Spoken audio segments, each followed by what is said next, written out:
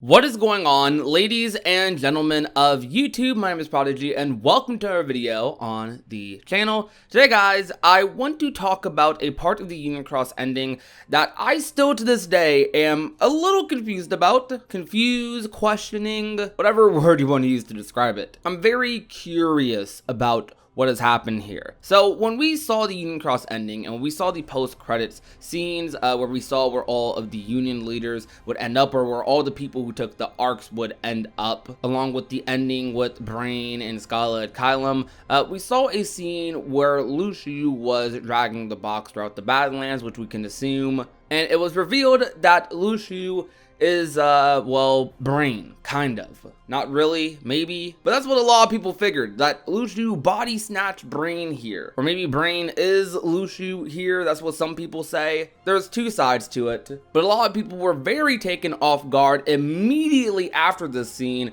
where we saw Scala at Kylum and we saw Brain laying just in the middle of a street, a district, which immediately was just like, wait, what? So Brain is Luciu here, then immediately after we see him in Scala, what just happened? Now we know that Scala, or we can assume that Scala takes place way in the future compared to the scene with Luciu. The scene with Luciu probably takes place maybe sometime before the Keyblade War or after, somewhere amongst Daybreak's town's destruction or somewhere around the time period. It's a little weird, but we can assume that it takes place around that time. Or hopefully at least. But the scene with Brain definitely takes place in a Scala Kylum before Xehanort and Ericus are born, and in a Scala after Ephemer has likely passed and the civilization has been built. They're thriving, they're doing their thing, but Ephemer, Sigurd, the people there knew that Brain was going to end up there on that day.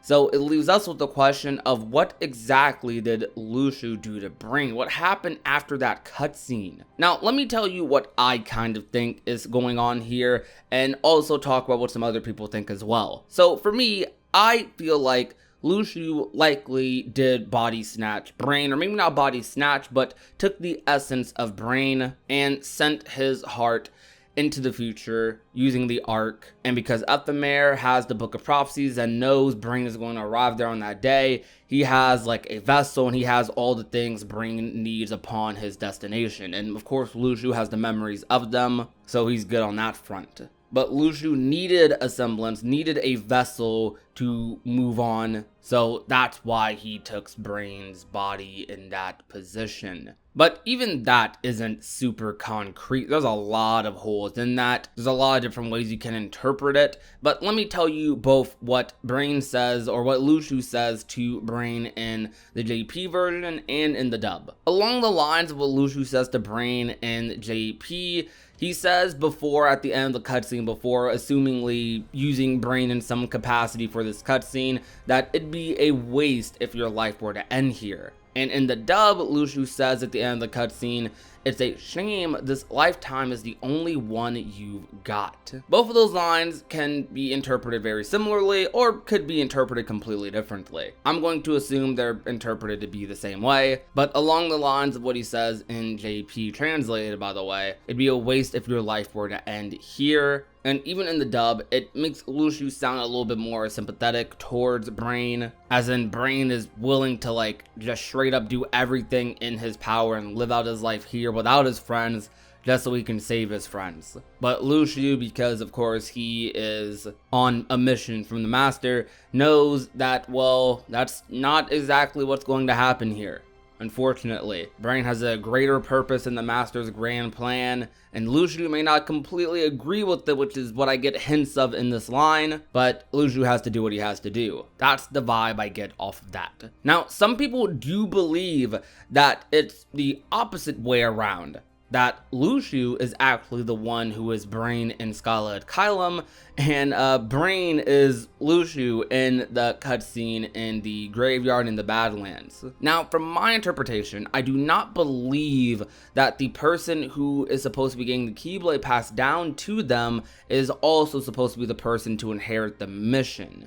Because that would be what this is, you know, carrying the box around, protecting the box, being in the orc coat, the Keyblade, all that stuff. That's basically everything that has to do with Lushu's mission. So I doubt that Brain is Lushu in this scene, though I definitely think this is Lushu taking Brain's body and using Brain as some sort of vessel, but Brain's heart doesn't seem to still be in there. It seems like Brain's heart got shifted out of his body and likely was sent into the future where he would end up in Scala Adkylum. And we can use this not with super concrete like facts or text or anything, but just based off of the scenes that we do have. Comparison. In all of the other scenes where we see the other characters who took the arc, end up in their select locations, Marluxia, Laurium ending up in Dwarf Woodlands, Arna seemingly ending up in Enchanted Dominion, or something like it, Ventus ending up in the Badlands in the future likely, Maleficent ending up in Cage 2's time period. None of them end up in any sort of arc or box or device or anything. Like when they take the arc, upon their destination they just wake up in the middle of, well, somewhere. Which is why it makes sense that Ephemer's arc did not actually activate, and Ephemer was in the pod still in a destroyed Daybreak Town. So since all these other characters in the future did not end up arriving in a arc, they kept their bodies, or at a minimum kept their hearts, we can use this process of deduction to assume that Brain did take a arc as well, and that's how he ended up in Scala Adkylum. Because remember, in these cutscenes throughout the ending, there is one other arc available, and they actually do show it in one cutscene, and that is likely the arc that Lushu ends up putting Brain in, or Brain ends up taking himself, something of the sorts. Though what is a very curious point to make here, which does make this all the more a little confusing-ish, I guess, is that Lushu was supposed to pass down this Keyblade to someone else. And we do know that Lushu eventually does. Lushu was supposed to pass down this Keyblade to a unit leader. It wasn't stated that they were going to take their body and just do that.